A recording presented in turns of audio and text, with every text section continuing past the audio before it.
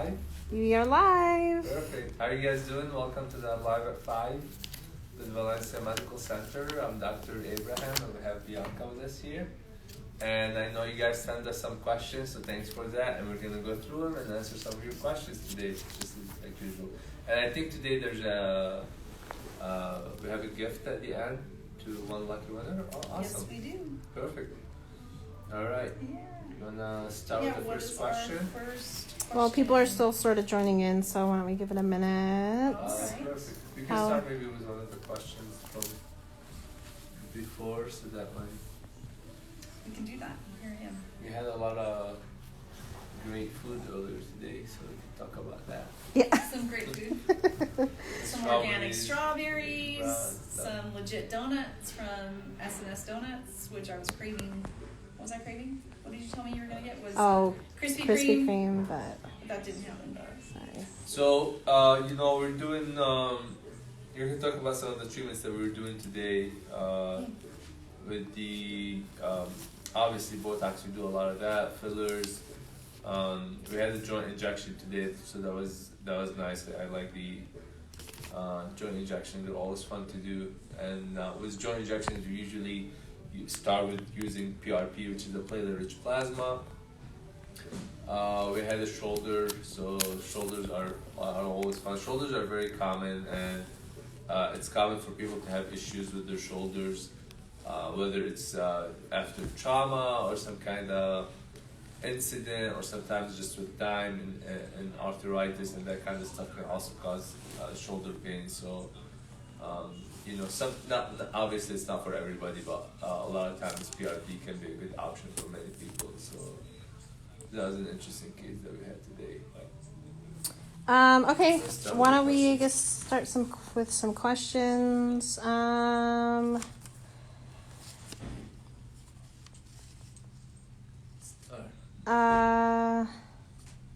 How long have you practiced cosmetics? Ooh, that's a good That question. is a good question. Well, I started right after kind of my residency, so in 2017, so we're in 2021 right now. So I finished my residency and I finished med school in 2014. Then I finished my residency in 2017, and basically even toward the end of my residency, I was already practicing training on some cosmetics, and I've been doing cosmetic medicine since 2017. So that's been fun. We've benefited from your experience. Thanks. Appreciate it. I love it. I love doing it. And it's, kind of cosmetic medicine, aesthetics, and regenerative medicine too. All falls within the same time frame. Great. And for any of you out there that are hesitant on doing any kind of cosmetic or injectables, I was very hesitant. I've been here for almost 2 years, and I watched his technique for that whole time, and really have felt confident in I've been nervous not in his technique but in what he's injecting, and just watching him and how conservative he is, and he's not going to force stuff on you if you're uncomfortable with it at all. He takes things real slow, and I've been happy. I've had some Botox done, I've had microneedling, the plasma pen that we've had here, and so yeah, I recommend coming in, having a consultation, get comfortable with us and with Doctor, and he'll guide you into the right steps that will benefit you for sure. Yeah, everybody's a little bit different. Some people like to be more conservative. Some people want more kind of dramatic results, and that's the good thing about Botox and filler is we can really adjust the dosage, the units of Botox, the amounts of filler we do, the areas that we inject. So, it can definitely be tailored to each person and what they're looking for and what they're trying to do, which is definitely a plus. Absolutely. Okay, so we have some other questions. Do we help out with hormone replacement therapy? We do. We do a lot of hormone replacement therapy here. There's multiple ways to replace hormones. There's patches, creams. There's injections, like intramuscular injections. There's sometimes troches or dissolvable tablets. And then there's probably my favorite, which is pellets. And the great thing about pellets, we use bioidentical hormone for pellets, and they're these small small size, rice size pellets that we put underneath the skin, and they release whether it's testosterone or estrogen, depending on whether we're having male or female clients. They release the hormone over a 4 to 5 month time frame, so you don't have to worry about applying creams twice a day or injecting yourself in the muscle, in the thigh, or in the shoulder a couple times a week or once a week or anything like that. And it's more steady. You don't get the ups and downs once you do pellets, because once it kind of reaches what's in your system, it kind of stays more steady, as opposed to like creams or injections that tend to go up and down in terms of the level. So that's why I really like pellets hormone therapy. It's not for everybody. That's why we always do a consultation first. We get labs, we check everything. But some people, especially if you've tried creams and injections and you like the effects of hormone, but just applying the creams and injection has been, the applying it part is what's really also bothering you. A lot of times switching to pellets can make it a lot more convenient. So we definitely do hormone replacement therapy. With time, both males and females, our hormone levels start to go down. And unfortunately with that, a lot of our function, daily function, in terms of like our ability to do things, our energy levels, our sleep levels, our just mental abilities can decline with declining hormones, unfortunately. And if you are suffering from many of these symptoms, hormone replacement therapy can be an effective strategy to help reverse many of them. Cool. We have, do you do filler remover or dissolve fillers? We do. We actually had one today too. But yeah, we always fillers. If you've used Restylane family of filler, or if you've used the Juvederm or Bolotero, they're made of hyaluronic acid, and we offer that service if you've done fillers and you're not happy with the results. We have a lot of people who come from other places and they want to dissolve their fillers, and we do that.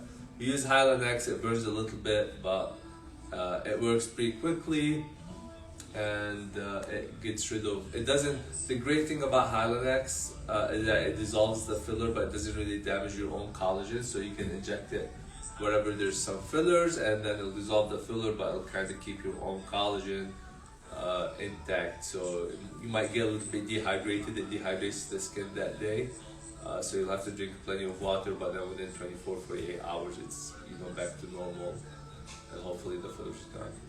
Cool. If you have a confirmed B12 deficiency, can you get shots or IV? Which one? Yeah, of course. For that we actually recommend the shots, but for the B12 specifically. So B12 is an important vitamin. It plays so many different roles in our body, from the central nervous system to the digestion to many different roles. And it's probably it's probably the one vitamin that we do most. We do offer different vitamins, vitamin C, B12, and a few others. We do have the B complex, so we have not just the B12 but the other B vitamins. But B12 is probably the one that we do the most often. So how often can somebody, especially with a deficiency, can they come in and get the shots? Yeah, it really depends on what the levels are, but they can do it once a week, at least for a short period of time, to kind of get it a little bit higher, and then after that we can spread it out more often. What about IVs? How often can someone come in and get IVs? That also depends. It's a lot of people do it like about once a month, which is great. But if you need to do it more often, if you're feeling a bit more tired, or you have a very hectic week, and your energy is really low, and you want to do it more often, even if you have to do it a couple times that week, it still would be fine and acceptable. But generally speaking, for most people, like about once a month tends to be a reasonable amount of time for IVs. But again, there's definitely some flexibility with that, depending on the person. Great. We have somebody that's asking, can you use Kybella for buccal fat? I think that's how you Yeah, for buccal fat. buccal. That is a bit it can be used for buccal fat, but it's not cleared for usage in that area. Kybella is cleared for usage for submental fat, and that's typically where we use it for. We also use it a lot, sometimes kind of off-label in the body. So in the love handles, the flanks, and the abdomen, sometimes underarms. So anything outside of the submental region is considered off-label, and we do that a lot. I'm not a huge fan of using it in the buccal fat. It can be used in some people, but just because the area is very highly innervated in the face. Did you say what the buccal fat was? Or where is it? Where's the buccal fat? It's the buccal fat is the fat that's kind of in the cheeks, right? In the middle of the cheeks, and there's buccal fat removal surgery where they can be surgically removed. Generally speaking, the thing too to remember with the buccal fat, you have to be very careful with it, because it's actually an area that with time a lot of people want to add fillers to, because with time we lose volume, and we lose volume in our cheeks, so we actually have a lot more people who are coming in trying to add volume in that area.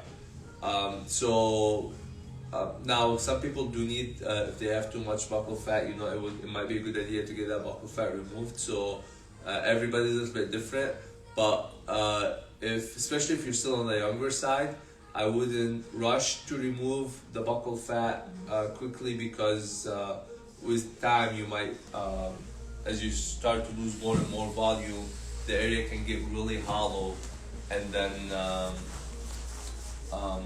it can make it look like you'd wish that you still had some of that volume there as your face changes with time.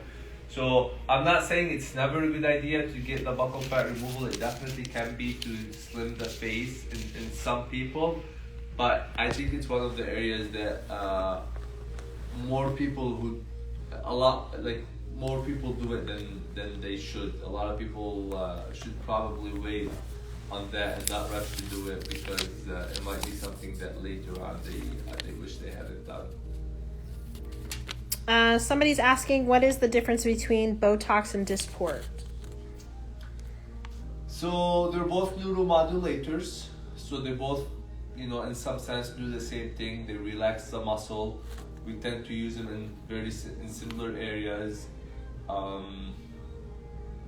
Mainly like the glabella, which is where the 11 line is, the forehead, around the eyes, can be used in the masseter muscles, it can be used in the bunny lines, a few other areas can be used for migraines. They're both neuromodulators, they're both botulinum toxins, version of the botulinum toxin, which is a muscle relaxer, and aesthetically we use them a lot to relax wrinkles. They're two different brands. Botox is made by Allergan. Dysport is made by Galderma, or distributed by Galderma, and they're in a way each other's competition on the market. They're both really good product.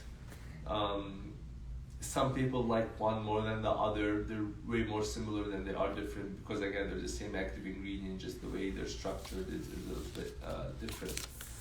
So the best thing is honestly to try, if you're interested in both, is to try both treatments at different times and see if one works a little bit better for you, or it might be that they kind of work the same exact way for you. There isn't really much of a difference between the two. One thing just to mention. Sure. They are measured a little bit differently, so they're in terms of their units, but in terms of the effects and everything else, they are the same. But you have to keep in mind that 20 units of Botox is not necessarily equivalent to 20 units of Dysport. It's just because the Dysport comes in, Dysport comes in 300 unit vials, as opposed to like 100 unit vials, for example, that Botox comes in. So you tend to need not necessarily more volume of the disc port, but even if you're injecting, and that will also have to do with the reconstitution of each, but for most places, based on the constitution, you might need quote unquote more units of disc port, even if you're not getting more amount of the neuromodulator itself, just the way it's measured. So there is something, when you go get your treatment, your doctor might talk to you about the how the units are measured. But other than that, it's more of a technicality, really. That's something that has to do with the treatment. Somebody's asking, can Botox help raise the eyebrows? Yes, it can. To a certain degree. A lot of people think you can shape the eyebrows with Botox, and that's false. That's more of a like threads sometimes can do that, or other stuff. But with Botox, you can get a subtle lateral brow lift by relaxing the muscle that can be pushing the eyebrow down, but you can't really like shape it too much, as if I want to raise it from here or make it kind of more angled or something like that. It's difficult for the body to respond that way to Botox, because what you're doing is you're just relaxing muscles. So you can, especially if you want it to like get a lateral brow lift, or you're raising the lateral side of the eyebrow, you can do that with Botox. Or also, if once you do the glabella, it tends to relax that area, and that sometimes can open up the eyes and open it up a little bit. So you can to a certain degree, but unfortunately you can't. It's going to be somewhat subtle, and you can't like shape the eyebrow with the Botox. Somebody's asking, what's your favorite color? That's a good question. Yeah, what is your favorite color? White. White? Are you sure? I like white. I need to excuse myself for 1 second. It's a combination of all the colors. Oh my gosh, that's... What's your favorite color, Cass? Mine? Green. Green is good. Yellow is a good color too. I think That's cute. yeah. That was a good question. I like that one. What we're giving away today too is our PRP microneedling for the face. So that's what we're giving away, just in case we didn't say that. How much is the PRP for hair restoration? I'm assuming is what the question is. How much does it cost? Yeah, pricing is something that we can talk about. If you want to just call our office, we could definitely do that. I know that right now we're doing some spring promotions, so if you're interested, you can give us a call. Recommended age for someone to start Botox? That's a good question. It really depends. It's hard to tell. Everybody ages a little bit differently. Someone can be in their 20s and start to see some light wrinkles. Someone might not see any wrinkles until they're in their late 30s or more. So it really, really depends. But that being said, it's probably earlier than what most people think, because a lot of people think Botox will reverse the lines once they see the deep lines in the skin. They can reverse them with Botox, and that's not necessarily the case. Botox can be preventative, because Botox treats what you might call dynamic wrinkles, meaning when you raise your forehead or when you do a certain face, you see the wrinkles, and that's a great, that's when these eventually will progress to form the deep wrinkles that you see in your face even at rest. But once you kind of see the lines at rest in your face, it becomes much harder to treat them with Botox. As in, like, you can still do Botox to help to prevent them from progressing, but you can't reverse them. This is a perfect example. So Yes.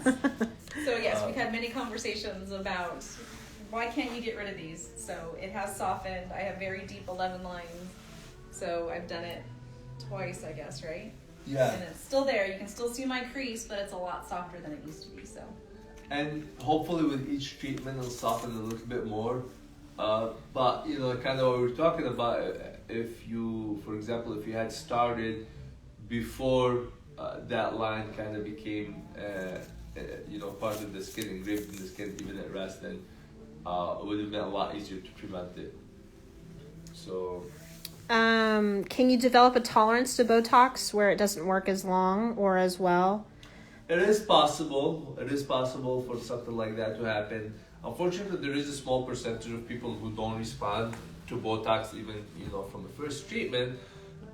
Most people do, and you can get some tolerance or resistance with time, and that's why having different brands, like someone has previously asked about the difference between Dysport, Botox, and there's a couple others on the market.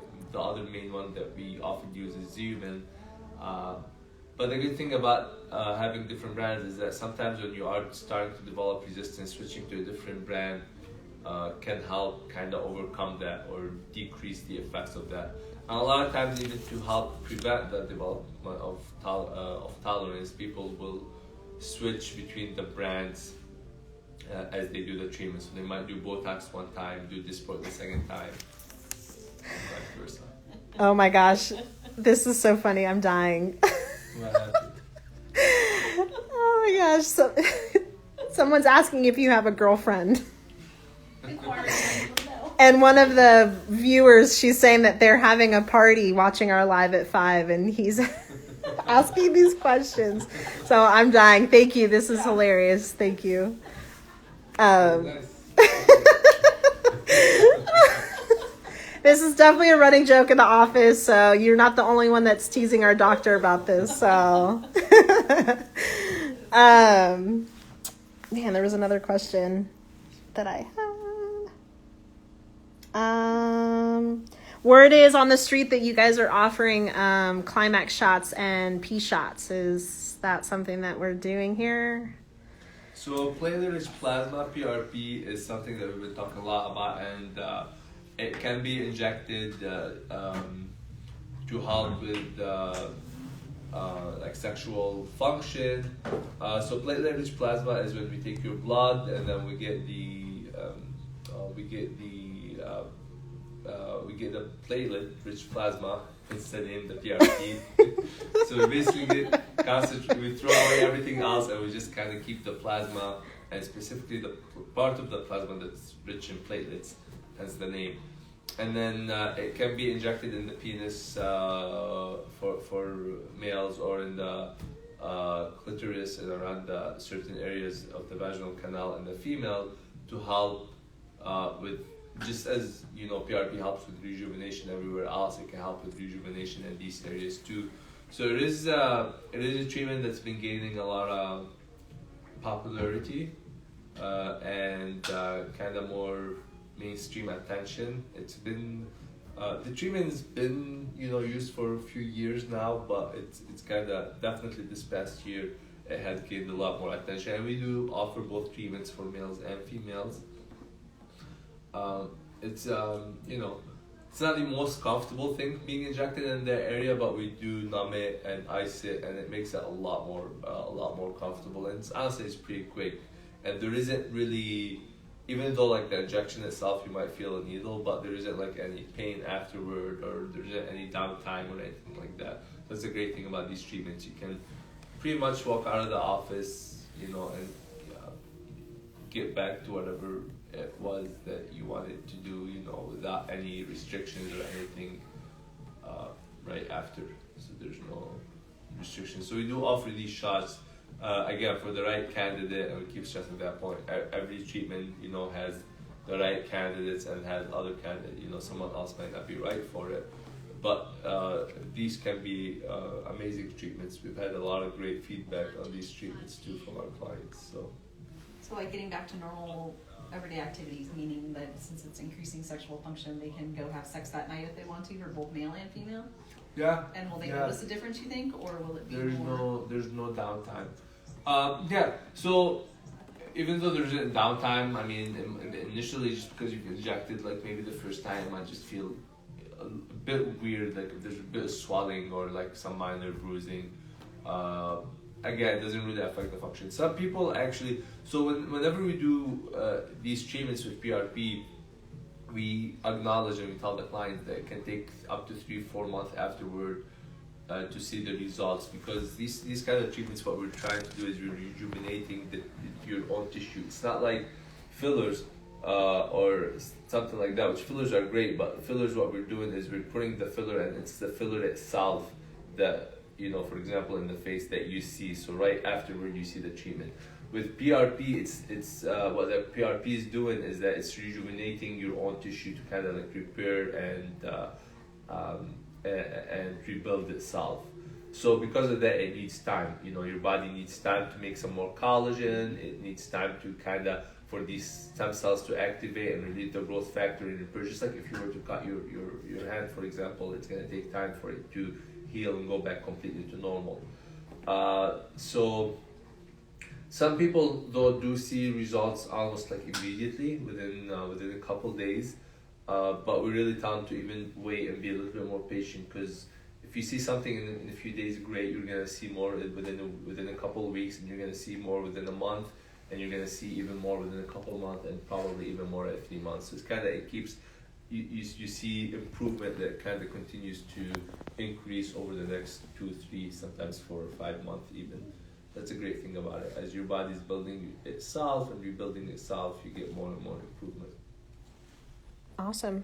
I think we have time for one more question. I'm not sure if there's anybody that has any other questions. I'm not sure if you wanted to add anything, Bianca. I don't know.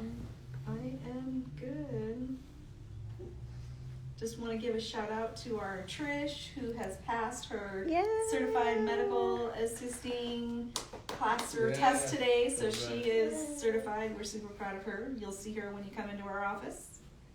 She's usually behind the scene on these videos. Yeah, so if the video is bad, it's my fault. So sorry in advance. I think that's it, guys. We'll post the winner on our story. So yeah, we're giving away, I think it's a free PRP microneedling for the face, but thanks so much for... It's the people who joined us who are... yeah, so if you came in and you were hanging out with us, then you guys are definitely going to qualify as long as you followed all of the recommendations on our posts. We're still going to be doing lives at 5 on Fridays, so I know everybody keeps asking. We're working on dermatology services. With COVID, we had to put it on halt, so stay tuned. Stay with us and be patient. So... It's coming soon. So, but yeah, I think that's it. So thank you guys for joining, and have a great weekend. Yeah, we'll thank see you you guys. next week.